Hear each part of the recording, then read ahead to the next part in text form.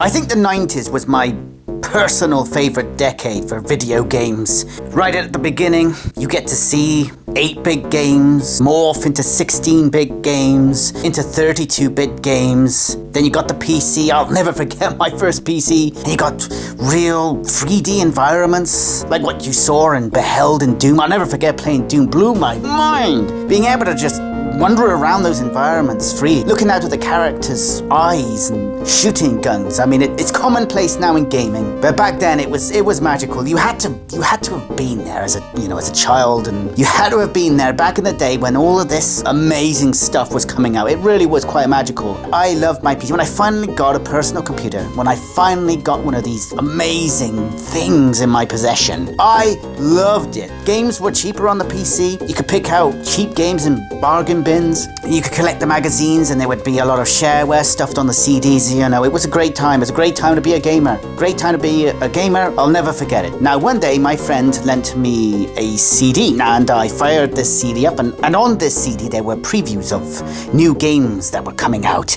It was about 1996, and these games were going to be coming out in the following year, and there were a number of pretty awesome-looking games, and one of them was Lands of Lore 2. Like I said, it was the 90s. Graphics were just getting better. Games were just getting bigger and more amazing. And then I saw this game, and I was just blown away. I saw the screenshots, and I just thought, this looks absolutely amazing. The CD came with the trailer for Lands of Lore 2. It was just gobsmacking. I just couldn't believe what I was looking at. This was 1996 when I watched this. It's quite a long time ago now. And CGI, it wasn't as big as what it is now. Everyone, every game, every movie is using CGI today, but back then, The Phantom Menace, Star Wars, this huge CGI movie hadn't come out yet, so I had never seen anything like what was in this trailer. It's a memory that just stays with me.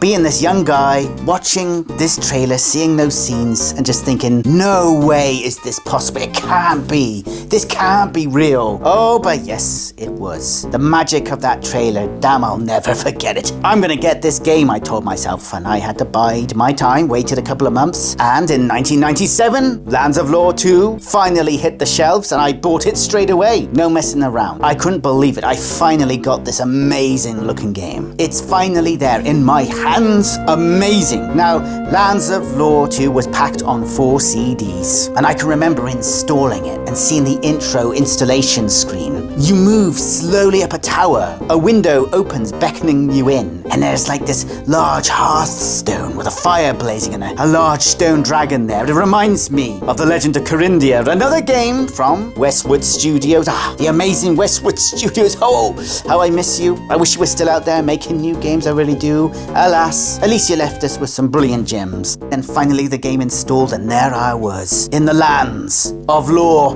And it was amazing. Lands of Lore is massive. You travel across a vast realm through caves, forests, jungles, everything. It's all there. The city of the ancients, utterly remarkable and splendid. Now, I don't know what engine Westwood used to build this game. You can't swim in water, so for goodness sake, don't go in the water, you'll regret it. You really will. I'll never forget the music. The music in the Draracol Library. Oh my gosh. The music of Lands of Lore 2 was written by David Arkenstone.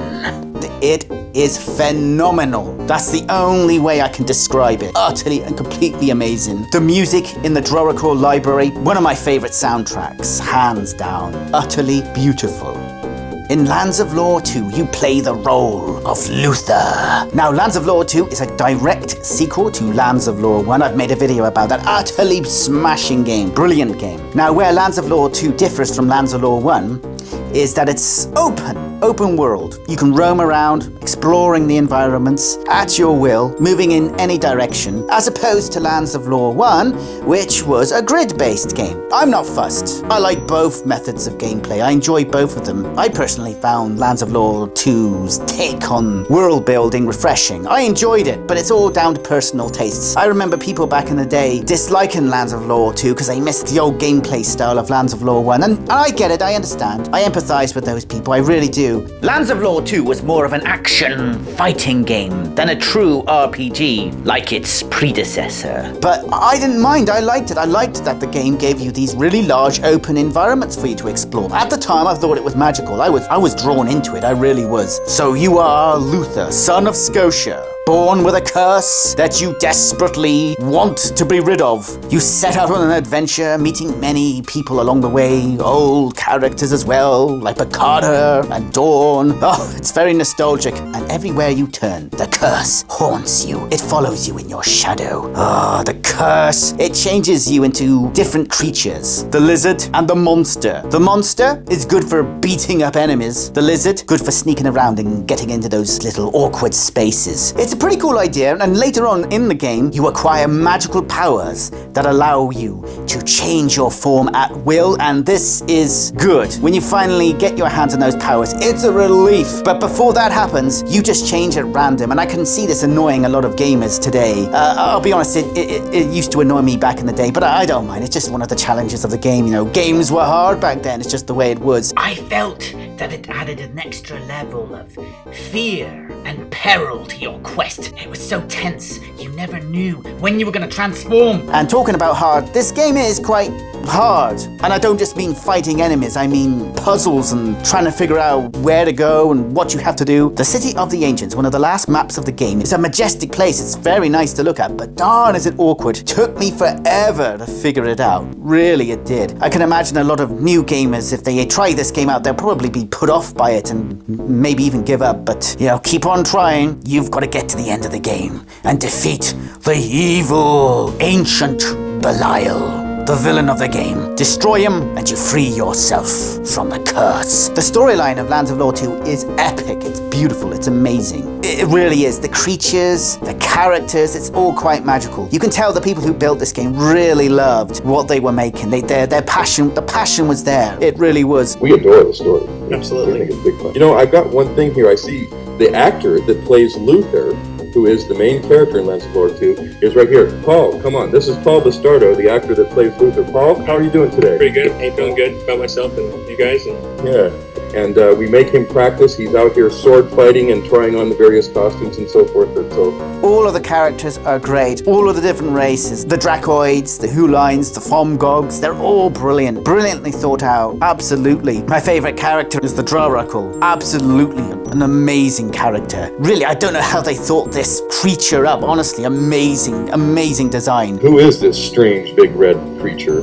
So that carries over. Very much part of the same story and just continues on. Absolutely. The music, the sound effects, the architecture of the ruins and the cities and the mines, and it's all magical. It's you know, it's very unique. This is a fantasy game that's got its own style. It's not trying to be a typical medieval fantasy world. It's different. It's exotic. It's wild. It's unusual, and I love it. It gave me this sort of far out sort of, I don't know, like I was like Star Wars almost, like I was in some other part of the universe. Really quite remarkable game. Quite remarkable. It's a shame it ended. I wish there were more games in this series, but there aren't. It ended on the third one, which unfortunately is not really that good. It's okay, but I feel like Lands of Lore ended on a sad note. But I will always remember playing Lands of Lore 2.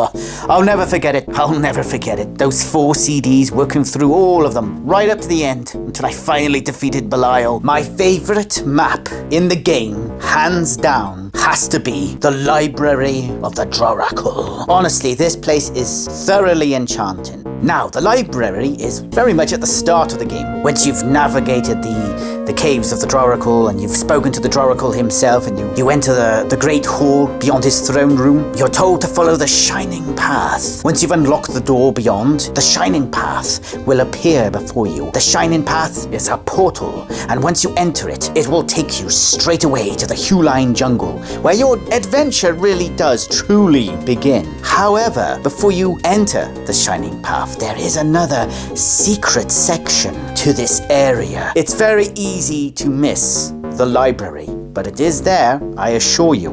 As you enter the main hall beyond the Drorakul's cave, you'll find to your right this beautiful looking tapestry featuring the Drorakul himself using powerful lightning magic to defeat evil enemies, to drive back his enemies. If you interact with this tapestry, it will move aside. And then, once again, interact with the wall on the other side. The wall will move away and there will be a passage beyond. You enter this passage and eventually you will enter the library. Oh my gosh. When I very first played the game, my first playthrough of the game, I honestly missed this area. I know, that sounds crazy. But I went back, I replayed Lands of Lore many times. There's lots of secrets in this game, trust me. The library is the first of many hidden areas that you could quite possibly play the game and never see them. The game is that vast.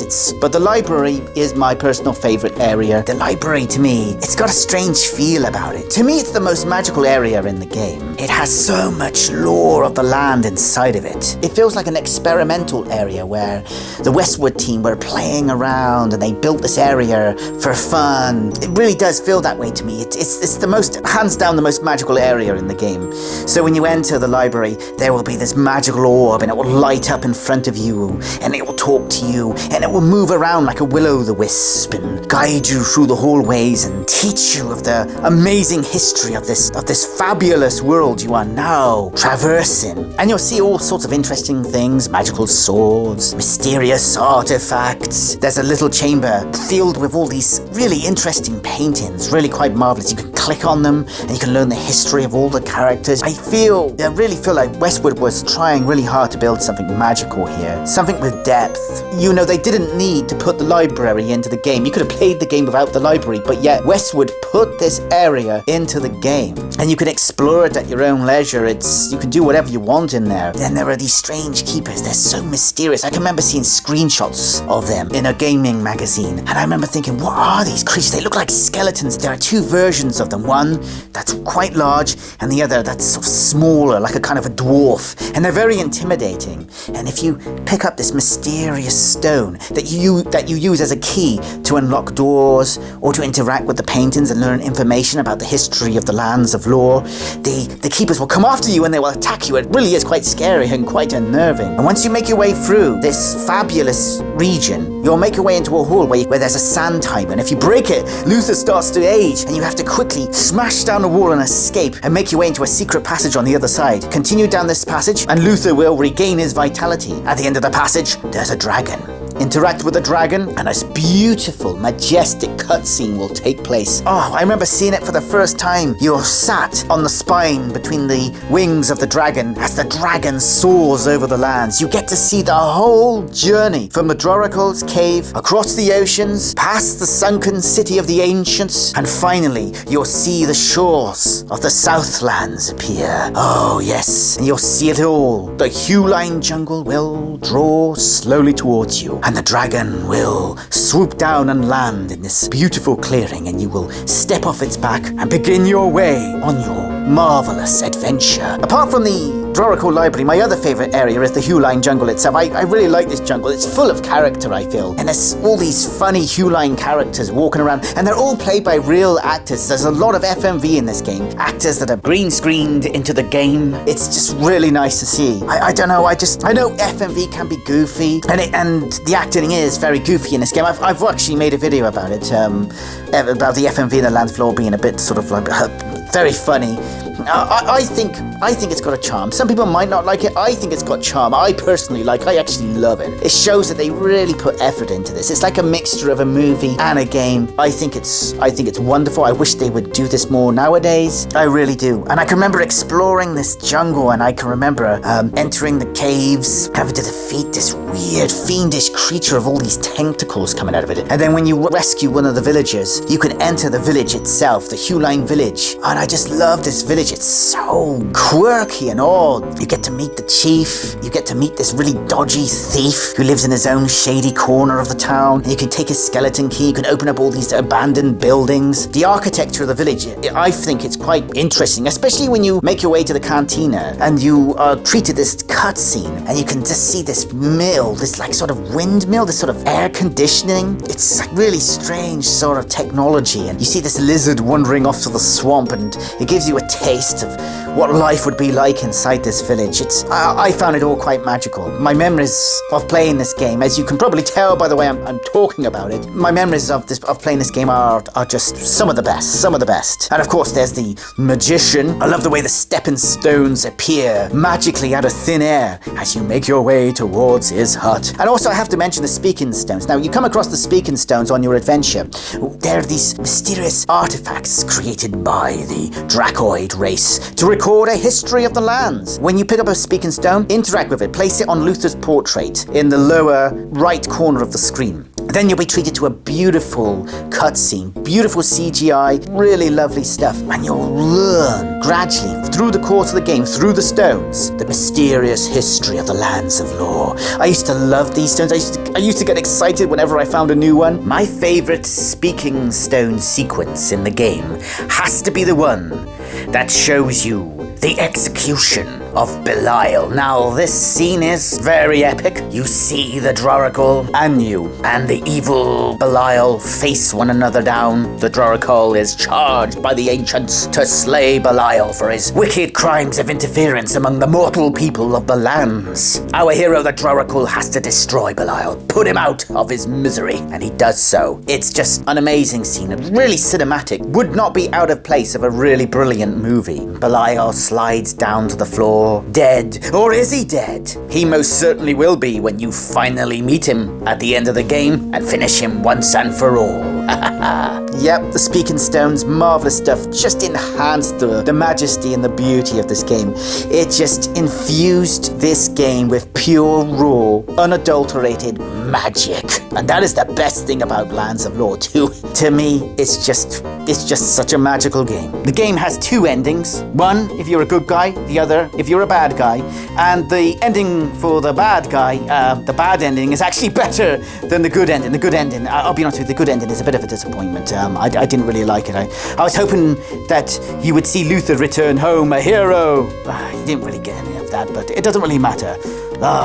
Yes. I'll always remember and love this game. Utterly amazing. Like I said, phenomenal. Thank you for listening, and good luck out there.